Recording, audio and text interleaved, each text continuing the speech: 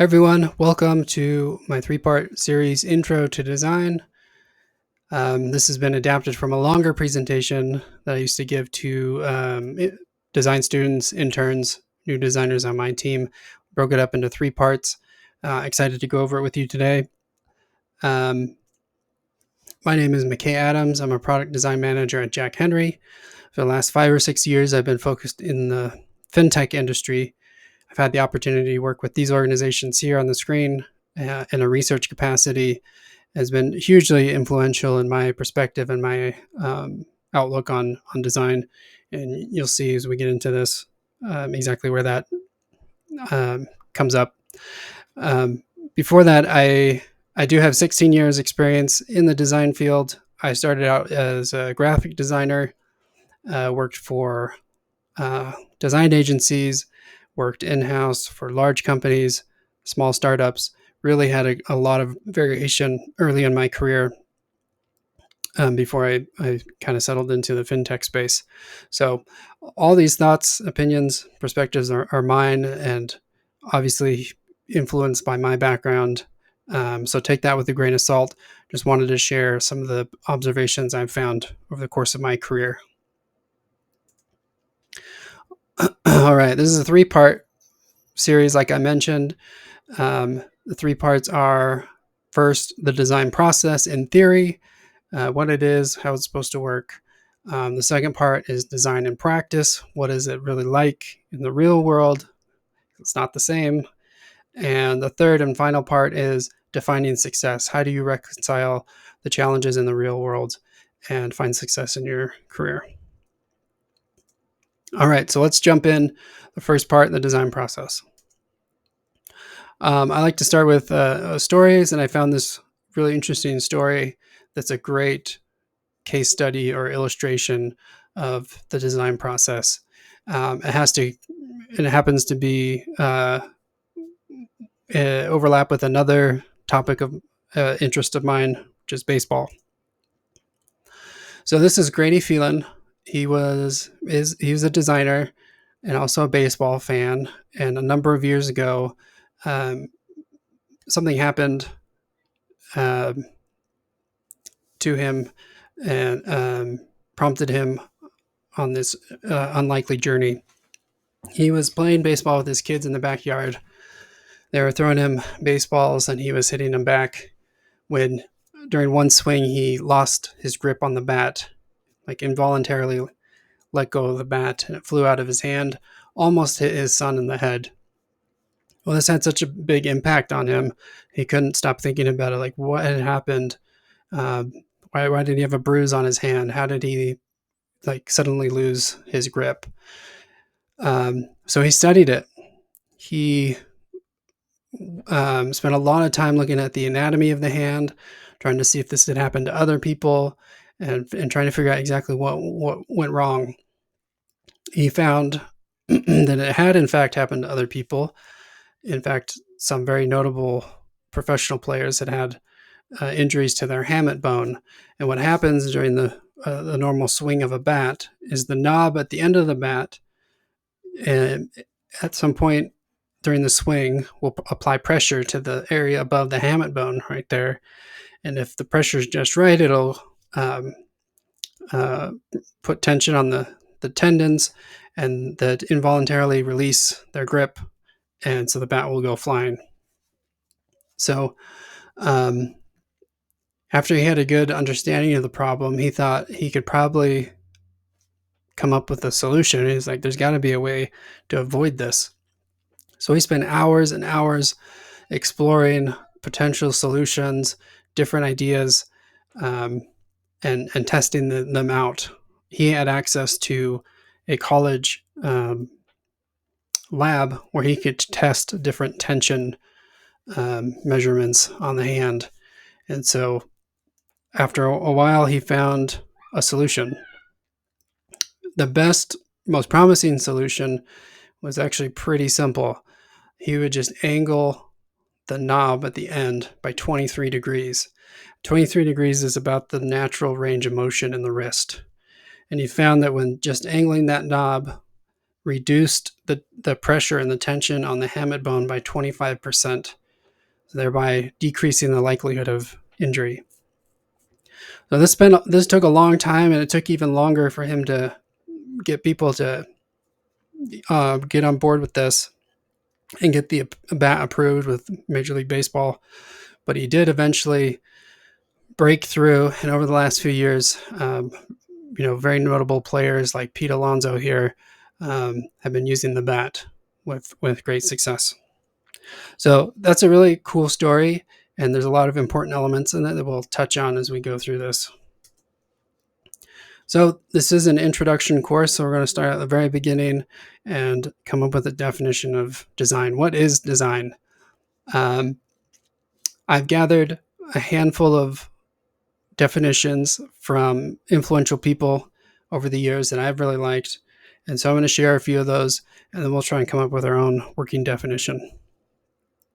All right, so to start out with here, John Maeda, artists make questions and designers solve problems. So right out of the gate, we're going to do a clear separation between design and art. This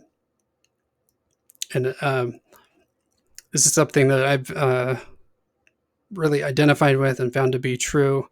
As designers, we're trying to provide a service, solve problems. It's not about expressing imagination or anything like that. So along with that, one of my design heroes, Massimo Vignelli, kind of said a similar thing. Design is utilitarian, art is not. Good design starts by looking at the problem and collecting all the available information about it. It's really more about logic than imagination.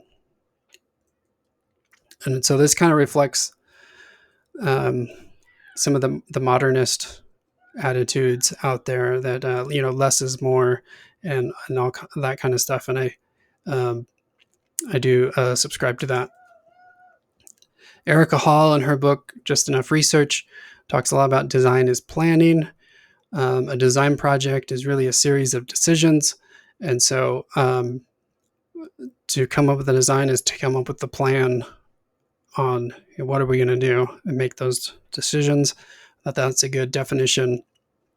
Lastly, I threw in this quote from Steve Jobs when he was talking about Apple products and their particular design or look and feel.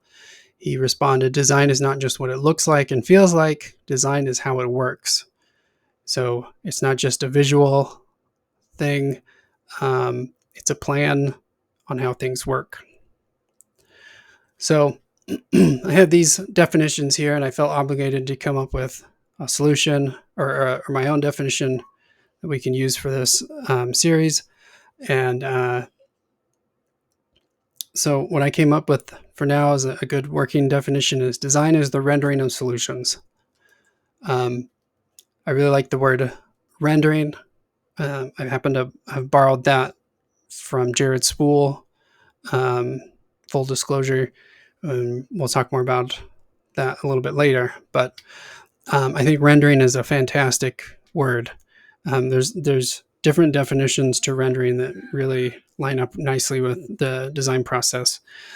Firstly, to render is to provide or to give something like a good or service. That's definitely what we're trying to do. Second definition is like a depiction or image of something, and that's also true. The third definition of rendering is to build or to assemble something and produce a final product. And so those really represent different fidelities of the design process. Like we talked about, we're delivering a solution to a client or customer. It's utilitarian. We're also many times coming up with a plan, which is a depiction or a rendering of intent, as Spool says. And then thirdly, we're involved in the actual producing or making of the final product as well. So this is not perfect definition, but it's good for now. Design is the rendering of solutions. All right, how does it work? we have a definition. How do we go about doing that? So I'm going to provide some general terms as we go through this. A lot of people have very specific breakdowns, but the fundamental concepts are very similar. And so know that a lot of these terms that you'll hear are interchangeable. The concepts are very similar. All right. Fundamentally, the most simple level, we are trying to go from a problem space on the left to a solution. Remember, designers solve problems. So there's something that exists, pain point, a problem, something that we want to eliminate, and come to a solution. We got to cross this barrier here. So at the heart of design is a lot of exploration. So the first phase is what I would call, or this first phase here in the middle, I would call the exploration phase, where you're trying different things, understanding the problem, trying solutions, maybe going back to dig deeper into the problem, try more solutions, and eventually try and come up with something that looks like it might solve a problem and cross this barrier. So there's two other key phases of this.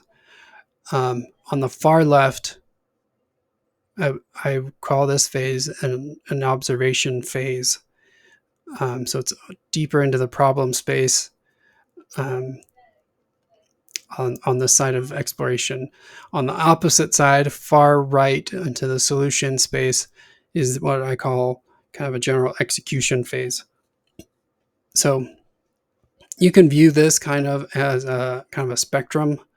The far left here would be more abstract types of things, intangible, not well-defined situations and problems. And then on the far right, we want to get to something that's tangible, concrete, exists in the real world.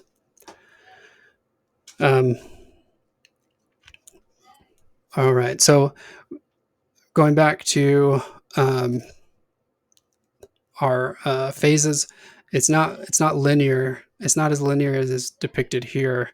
I find that at the beginning of a project, I'm typically kind of looping between observation and exploration, trying to understand the problem, talk to people, really be aware of what's going on.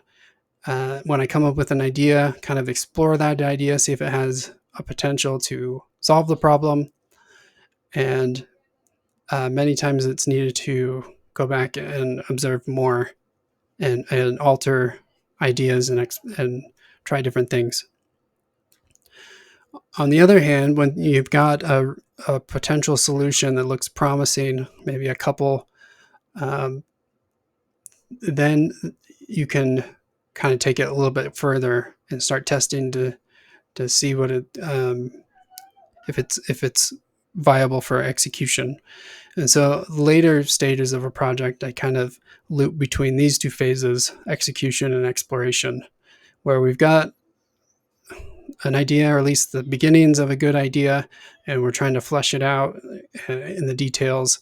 And then we might uncover new things, hopefully not too big of changes, but maybe small things that require us to go back and explore ways to solve them, and ultimately get this thing ready to be produced and shipped out. So some of the common tasks and deliverables by phase, like I mentioned, observation is kind of research focused. So these are tasks and deliverables designed to deepen understanding. Interviews, field studies, benchmarking, journey mapping may involve frameworks like jobs to be done or persona development, talking to customers or customer support, running satisfaction surveys, different things like that to understand what's the current attitude, satisfaction level of customers at this time. Then the exploration phase involves what I think a lot of people think about when they think about design or tools that designers use. It's whiteboard drawings, sketches, flowcharts, wireframes, prototypes, validation, testing.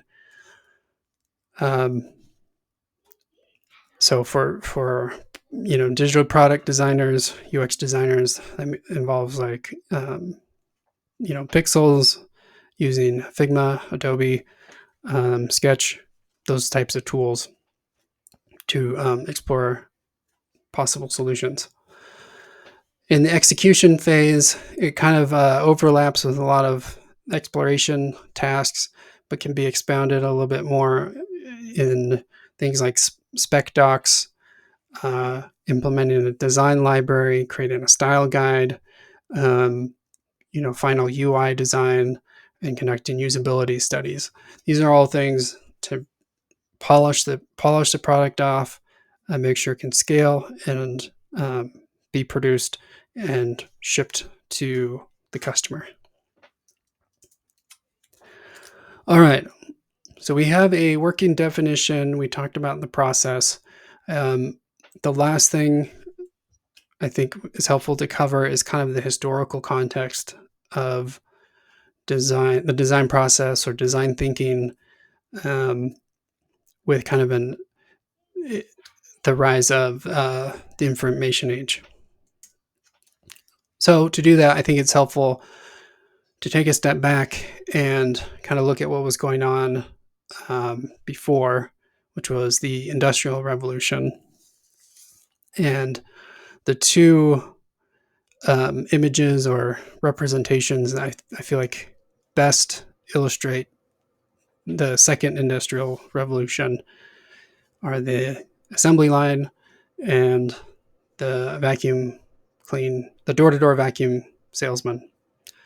And we'll talk more about why that is.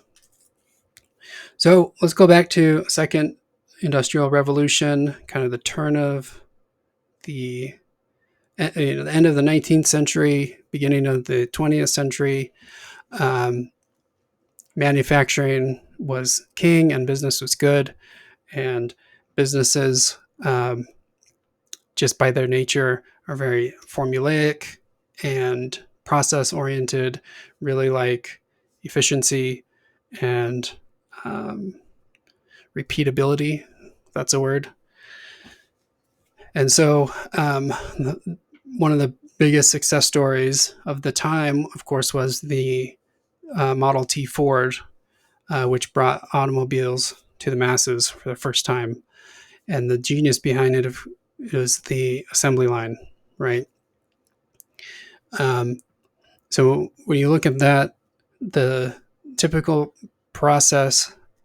manufacturing process at that time was to develop a new product. They spent a lot of time upfront figuring out every little detail and then constructing an assembly line to crank out a product. And they cranked out Model Ts for almost 20 years. They're virtually unchanged over 20 years. And so that worked really well. Consistent, formulaic, and successful. And some people copied that, and that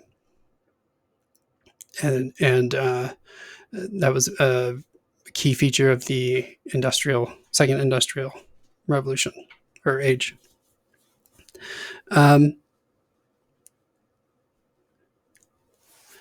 Next is the door-to-door vacuum salesman. Another attitude of that time was to create products, huge inventories, go sell them, right? And so the attitude was, we create something new and innovative, and we go convince consumers that they need to have the latest and greatest, newest thing. Hence, armies of door-to-door salesmen going and convincing you that you had to have this vacuum, or whatever it was they're selling. Well, this worked really well up into kind of the mid-century, middle of the 20th century. And this coincided with the ushering in of the information age, and also kind of beginnings of design thinking and the design processes, where with the information age, and this was really accelerated with the invention of the internet later at the end of the century. We'll talk about that. But even in the middle of the century, everything started to move so quickly that the waterfall or assembly line, sometimes called waterfall process, would take too long. And by the time the plans were completed to create a new product, the market could have changed, and many times changed wildly. And so that original product that they spent so long developing was no longer valid, and causing a drop in sales, getting way behind the competition, and things like that. There was a need to speed up the process and deliver products innovation more quickly. There's also a change in attitude of kind of being more customer centric. The famous line Henry Ford said about the Model T is, "You can have any color you want as long as it's black." And that kind of reflected again that attitude is like, we'll just crank this out and people will buy it. Well, the kind of shifting attitude there was, instead of trying to convince somebody to buy something they may or may not need, let's go ask the people what they want first, and we can go and build that thing. And then we know that there's a market or a customer base that's willing to buy this thing. So that was kind of happening at the beginning of the information age. And like I said, with the internet, it's really accelerated. Quick example I remember from, going from print graphic design to web design. I remember I was at an agency where thankfully this wasn't me, but somebody had a typo on a 10,000 print brochure that went out. And that was devastating because we caught it after it had been delivered. And there's no way to go back and fix that. I mean, that means that 10,000 people saw a typo in the product. I did similar things with web design, but luckily, once you catch that in the web, you quickly change it and say, "Oh no, it's fine," and it's automatic. You make the change, it goes live, everyone sees the update. So that's an example of how the internet sped things up, things like that. Well, 1988, Don Norman wrote the first edition of Design of Everyday Things. This is the first time user-centered design pops up, and that's a great book. For those getting into design, a good intro to user-centered design. In 2001, a group of software developers got together, wrote the Agile Manifesto. There's some parts of this that reflect the changing attitude of being more flexible and iterative, kind of rejecting large upfront projects, lots of documentation, being more agile, as they say, and flexible, changing with the information, which I think were good. There are other parts of it that actually complicates things for design. That's another topic. 2002, Jesse James Garrett wrote The Elements of User Experience. This is the first time UX or user experience was mentioned, as far as I know.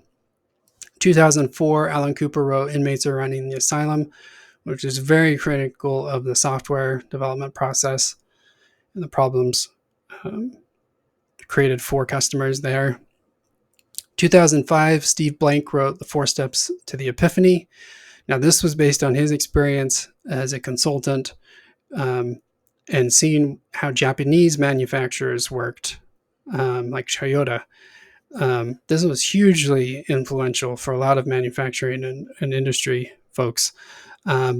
Instead of the, upfront process, people working in silos, waterfall process, Toyota was working on a more lean, flexible way of working that really took them ahead in the market in the 90s. So Steve Blank wrote about that in Four Steps of the Epiphany. In fact, I think that's a diagram of an engine on the cover. In 2007, Bill Buxton was at Microsoft. He wrote Sketching User Experiences. This was my first exposure to some of these ideas and the term UX. I graduated in 2008 and was able to meet Bill Buxton in 2009 and get a copy of that book. And also in 2009, Tim Brown wrote Change by Design, which went over IDEO's design thinking process.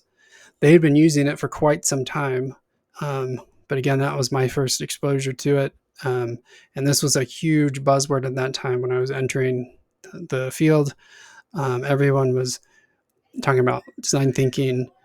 I remember talking to my professor about it. He's like, it's just the regular design process. It's the stuff we've been doing already. So he wasn't too impressed, but the market was very impressed. That was a big buzzword. A couple years after that, Eric Ries, who was a student of Steve Blank, wrote The Lean Startup. It was a little bit easier to digest, I would say, and directed specifically at startups and small businesses. And that was really influential. Again, the whole concept of not a lot of upfront work, no waterfall process, very flexible, adaptive teams. And then the companion to that from Jeff Gothelf was the 2013 Lean UX, which is also fantastic. I would recommend. That same year, Erica Hall released Just Enough Research, goes over critical observation, the observation phase that we talked about. So that's just a quick timeline to kind of give you a feel of how all this came about. During this time, a lot of proprietary processes and models came up. They look very different at the beginning, but when you dive into it, very similar. The top left is IBM's Loop. You see three main parts: observe, reflect, make. Top right, UK Council came up with a very popular double diamond model. When you dig into it, very similar concepts. The bottom left came from Stanford. It's one of the earliest models, the Stanford D School. The bottom right is IDEO's model. Looks like a roller coaster, but then again, you can also see there's three phases: inspiration, ideation, implementation. Some of these very interchangeable terms, very similar concepts. And these all really took off in that kind of timeline that we just reviewed. Last thing I want to mention is that this is not unique to design in our industry. There's been lots of folks out there that have found a need. Whenever there's a need to create something new that doesn't exist, they've created process around it. Very similar, like Chicago School of Architecture has a process very similar.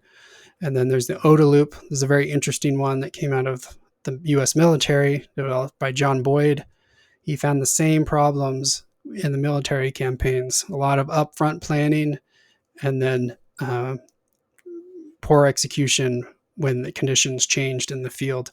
So he came up with observe, orient, decide, and act. So it's not just us. Everyone has been trying to find a formula for innovation, and they are not surprisingly pretty similar. So that's the design in theory. Next, we're going to cover like what it's really like in the real world. So stay tuned for that. Thanks for watching.